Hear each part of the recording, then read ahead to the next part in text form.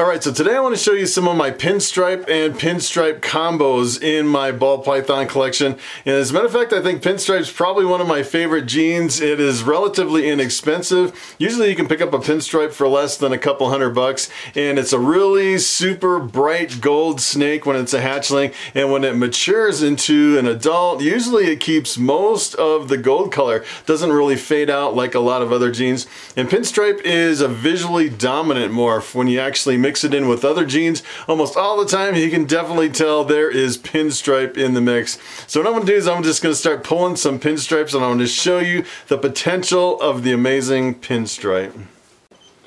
Alright, so the first one I want to show you is this big female pinstripe, and I didn't really want to pull her out of the tub because I'm actually breeding her this year. I'm actually crossing my coral glow male with this big pinstripe female, hoping she'll actually give me some eggs this year. She's looking really big and beefy. Looks like she's definitely going to lay some eggs, and a girl like this could probably lay like 8 or 9 eggs in a good clutch.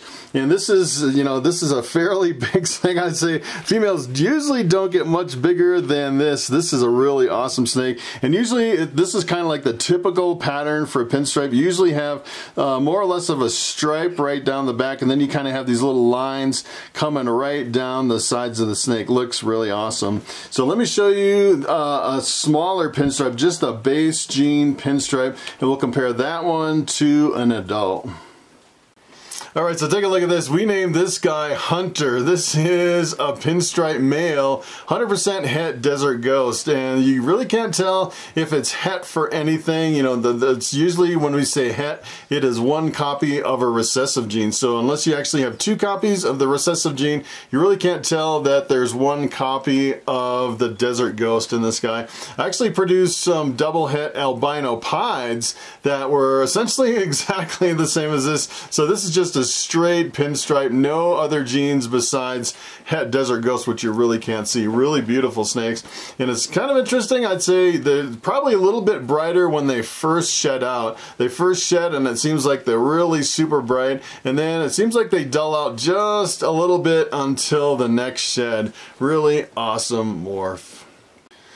Alright, so take a look at this snake. This is, we think this is a lemon blast. I actually hatched it out as a lemon blast, but I'm starting to think there's actually some enchi in the mix in with this snake. I think there might be some enchi in my desert ghost male, because this actually came from a pastel desert ghost male crossed with my pinstripe female. So I actually got one copy of the pastel, one copy of the pinstripe, and I think there's a hidden enchi floating around in here, because the enchi, essentially what that does is it reduces a lot of the pattern. You can definitely see there's a lot of pattern reduction compared to your typical lemon blast. And a pastel pinstripe, kind of the nickname is called a lemon blast. And kind of the interesting thing about this particular snake is it seems like it has a brighter version of the pastel in there. There's a lot of different lines of pastel. You can definitely see on this one it has a lot more orange up in the sides.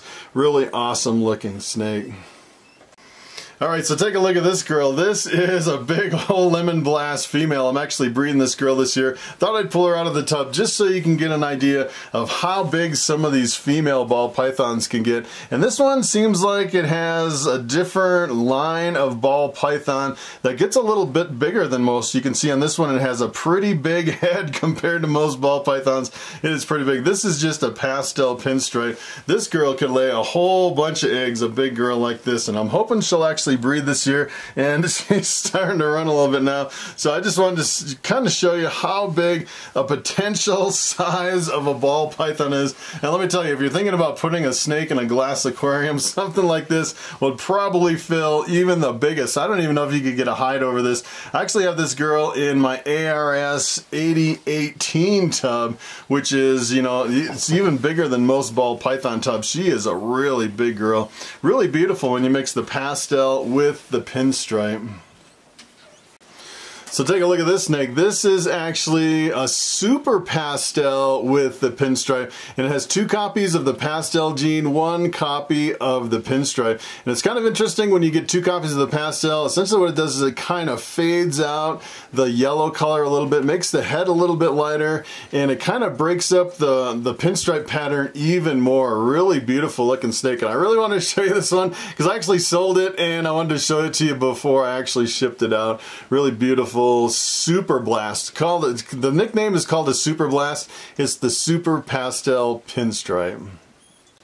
So here's a really beautiful snake. This is probably one of my favorite pieds. This is actually a pinstripe pied. So the pied is the white splotches on the snake. It's a recessive gene. You actually need 2 copies of the pied gene to get a visual so you can actually see these white splotches. And then the pinstripe, it's kind of interesting when you mix it in with the pied. Seems like it loses a lot of the patterns in here, but still retains the really gold color. And the thing I like about this one, it has a lot of like a black marker, kind of a black line between the white and the gold, which sometimes you don't see in all of the pinstripe pieds.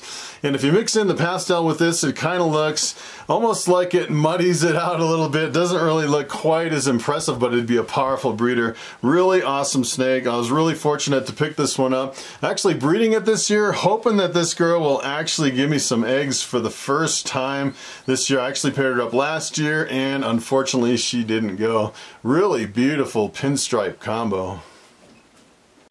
Alright, so here's another really impressive pinstripe combo. This is actually a lemon blast with the bamboo gene. So it's actually a pastel pinstripe bamboo. Really awesome snake. And when this snake was small, it looked kind of goldish colored. And as it gets a little bit bigger, it fades out just a little bit more, but you can definitely tell that it's keeping some of the gold color. Really awesome combination.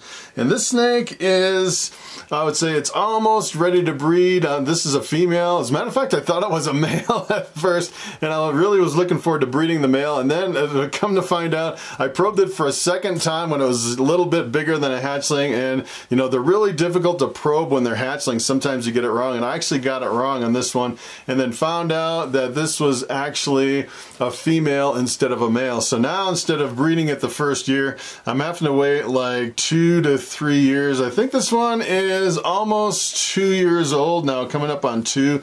I don't think she's going to be ready to breed this year. I'm thinking maybe waiting 1 more year to breed it. It's a really awesome snake. And the thing I like about this one is if you look really close at the patterns, it has some really interesting, almost hieroglyphics. If you look at this right here, it almost looks like a little reindeer and like the head of a cat and some birds, and it's like there's a hidden code on this snake, which is pretty awesome. As a matter of fact, when it first hatched out, I named it King Tut, and then later on we actually found out it was a female, and then it became Queen Tut. Really awesome snake. Alright, so it is time for the question of the day.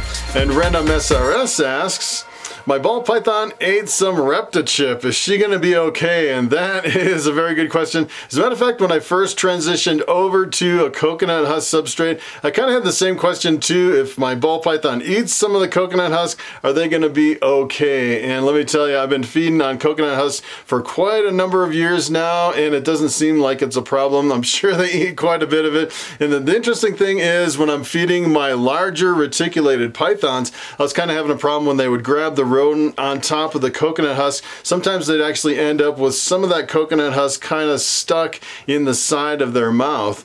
And when it first happened, I was actually trying to chase my snakes around getting the coconut husk out, and usually I'd say that doesn't go very well if you're trying to pull something out of the mouth of the snake, especially right after a feeding. It can be a little terrifying, especially with a larger retic. So essentially what I did is I got to the point where now I clear away a corner in the bigger enclosures. I kind of scrape the substrate from a corner and lay the rodent right on top of a hard surface, and it pretty much keeps that from happening most of the time.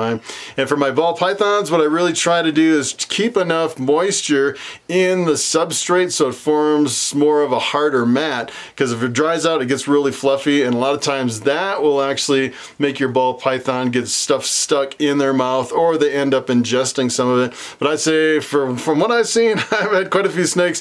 Actually, I'm I'm pretty sure a lot of them have eaten a lot of coconut husk, and I've never really had a problem. So that is pretty much it. Thanks for watching, and I will see you in the next video.